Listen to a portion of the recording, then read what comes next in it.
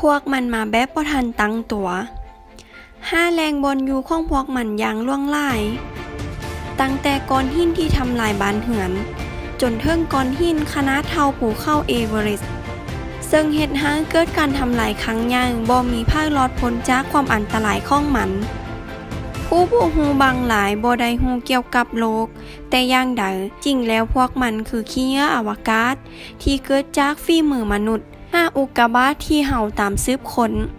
และอุกกาบาตในอวกาศและวัตถุมหาภัยที่ลงมาจากฟ้า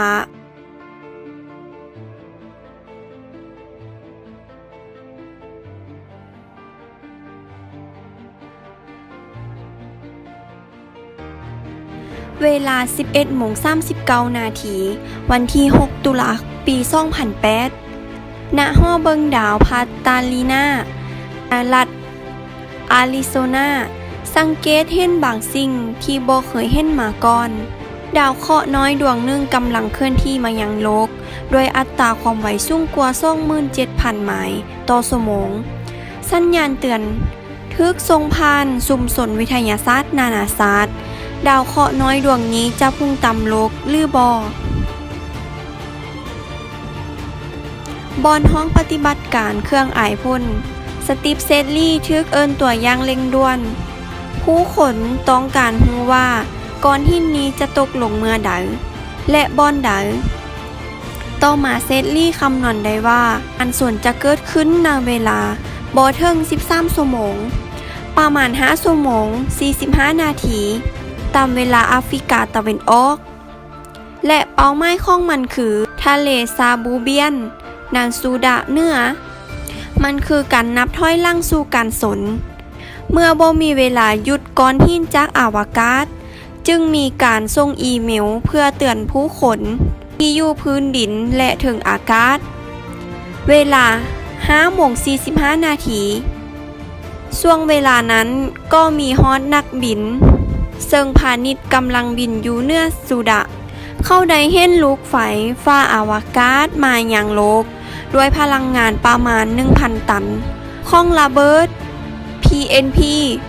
ก่อนที่มันผ่านชั้นบรรยากาศมันเริ่มเผาไหม้และลุกเป็นไฟบนพื้นดินต่ำลงไป23 ไมล์ชาวสุดะกลับมาจากการสวดมนต์ตอนเช้าได้ยินเสียงอันย้านกลัวมีคนเห็นลูกไฟเจิดจรัสที่ต่ำด้วยแสงอันน่าลึกลับที่ขีดผ่านท้องฟ้านักวิทยาศาสตร์เคยหวังว่าดาวเคราะห์น้อยจะบ่มีมวลหลายพอที่จะทะลุผ่านชั้นบรรยากาศมาได้และสร้างภัยอันตรายให้แก่แผ่นดินได้ดาวเทียมติดการระเบิดที่สุดะแต่ปรากฏเพียงน้อยนิดว่ามีเศษชิ้นส่วนใดๆแด่ที่ลงเหลืออยู่สตีฟ เว้าถึกบ่มีแรงงานผู้บาดเจ็บด้วยความเสียหายจากชิ้นส่วนที่ตกลงในดินแดนอันห่างไกลโลกเฮายังปลอดภัยจากอันตรายที่เป็นไปได้ส่วนหนึ่งเป็นเพราะพื้นที่นั้นห่างไกลเกินไปและสิ่งที่พุ่งต่ำมีขนาดน้อยแต่เรื่องราวยังบ่หมดซ้ำนี้เดือนธันวาปี 2008 นักดาราศาสตร์ปีเตอร์ เยนมิเกสจัดทีมตามหาและ5ชิ้นส่วนมุ่งหน้าที่จะไปหาสิ่งที่บ่น่าจะเป็นไปได้หรืออุกกาบาตซึ่งเป็นชิ้นส่วนที่ลงเหลือของดาวเคราะห์น้อยที่ชื่อว่า2008 T43 เครื่องมือในการล่าอุกกาบาตมีเพียงแผนที่ของทะเลซาลูเบียกับเส้นทางดาวเคราะห์น้อยถึงแผนที่แต่การตามหาก้อนถ่านที่คล้ายก้อนหินในทะเลที่มีแต่ก้อนหินก็คล้ายกับการงมเข้มในมหาสมุทรเมื่อดวงอาทิตย์เริ่มตกดินในมื้อแรกที่ผู้คน5แม่นบ่พบหยังเลยจนมีอาสาสมัครคนหนึ่งย่างไปพบก้อนหินที่ต้องสงสัยก้อนหินหนึ่งตัวอย่างอุกกาบาตต้อง80อันทึกค้นพบจนในที่สุดมีมวลรวม11ปอนด์ซึ่งวิทยาศาสตร์สำหรับดาวเคราะห์ชื่อว่าพบเพียงละอองดิน2008 T43 เป็นดาวเคราะห์น้อยดวงทำอิฐที่ค้นพบในอวกาศและกวดพบอยู่พื้นดินภายหลัง นักวิทยาศาสตร์เอิ้นมันว่าภารกิจการแพร่กระจายของดาวเคราะห์น้อยกลับคืนครั้งแรกโลกอาจบ่โชคดีแบบนี้นะครั้งหน้าตอนนี้นักวิทยาศาสตร์สงสัยว่า2008 T43 จะจากส่วนข้องก้อนหินที่ยาวกว่าจากแถบดาวเคราะห์น้อยซึ่งเป็นบริเวณที่อยู่ดาวพฤหัสกับดาวอังคารและเป็นบอนอยู่ของดาวเคราะห์น้อยและดาวห้างณบริเวณแห่งดาราจักรที่แออัดนี้รู้ว่าสิ่งเหล่านี้มาจากการกำเนิดสุริยะบางครั้งจึงกระทบกันและแยกออกเป็นชิ้นส่วนอย่างน้อยซึ่งเป็นชิ้นส่วนที่เดินทางมาอย่างโลก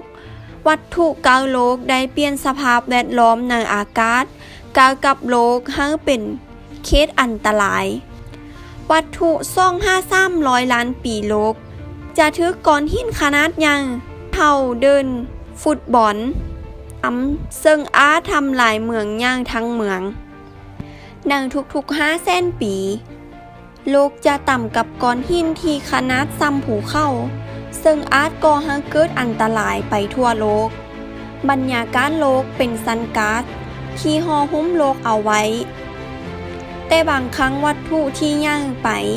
และหนักกว่า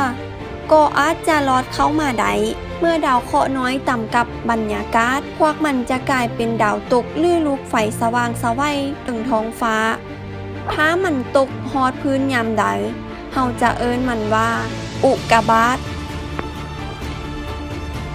โลกบ่แม่นที่พักที่สมบูรณ์แบบของมนุษย์เสมอไปช่วงที่โลกเกิดขึ้นบ่ดนข่าว3,800,000 ปีที่ผ่านมา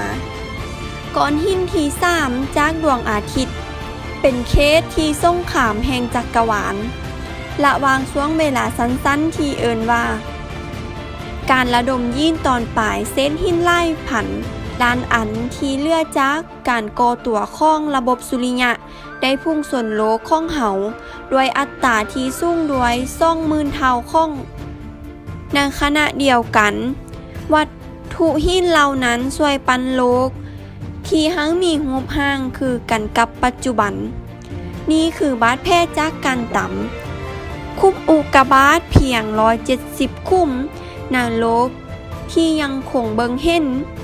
ลมฟ้าอากาศน้ำและการเปลี่ยนแปลงของแผ่นเปลือกโลกได้ลบห้องหอยความรุนแรงจากอวกาศในยุคบูหานแต่หลักฐานในอดีตอยู่ถึงดวงจันทร์ซึ่งก็เกิดขึ้นในเวลาเดียวกันแต่บ่มีการเปลี่ยนแปลงของแผ่นเปลือกโลกและขบวนการอื่นๆที่จะพบห้องหอยการต่ำการนับคุ้มอุกกาบาตถึงดวงจันทร์เป็นวิธีที่นักวิทยาศาสตร์ศึกษาจำนวนการต่ำที่เกิดขึ้นกับโลกทั้งอดีตและปัจจุบันคุ้มอุกกาบาตที่อยู่กลางเมืองวิสซูโลรัฐแอริโซนาคือเครื่องย้ำเตือนที่ยังเหลืออยู่ของการทำลายล้างจากเคหะวัตถุและนักวิทยาศาสตร์ก็เริ่มเข้าใจถึงผลกระทบของอุกกาบาตที่หุนแหงเหล่านี้เมื่อ65 ล้านปีก่อนดาวเคราะห์น้อยเท่าเสือเข้าอีเวอเรสต์ตกลงค้างสมุทรยูกาตันในเม็กซิโกมันทำลายล้างเท่ากับระเบิด100 ล้านเมตรตันเฮ็ดให้เกิดคุ้มใต้ทะเล100 ไมล์ในที่สุดก็ถูกค้นพบในศตวรรษของปี 1980 การสูญพันธุ์ครั้งใหญ่คุ้มอุกกาบาตกว้าง1 ไมล์และภูมิภาคที่ถูกไฟไหม้ล้วนเกิดขึ้นจากวัตถุในอวกาศอุกกาบาตตกมายังโลกเฮาตั้งแต่กันก่อกำเนิดของระบบสุริยะอันตรายของการกลับมาสู่โลกของยานอวกาศมีน้อยแต่ขี้เหงื่อในอวกาศนั้นบ่แม่นตั้งแต่ยุคอวกาศเริ่มเกิดขึ้นจรวดใดขนส่งดาวเทียมหลายพันดวงขึ้นสู่วงโคจรรอบโลกของเฮาเป็นผลเฮ็ดให้เฮาปล่อยเศษต่างๆสู่อวกาศเช่นท่านจรวดดาวเทียมที่หมดอายุทั้งเสื้อเผิงรวมถึงแผ่นเกี่ยว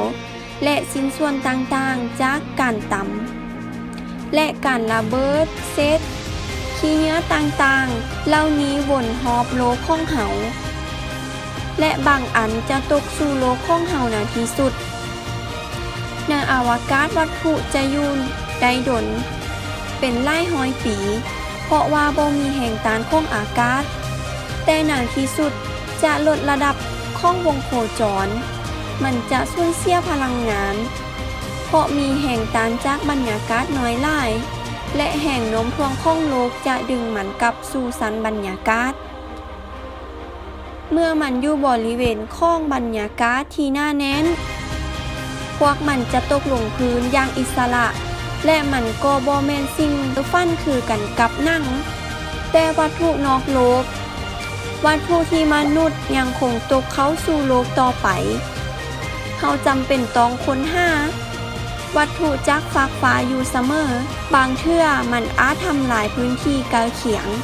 อาจทำลายล้างอารยธรรมของมนุษย์ก็เป็นไปได้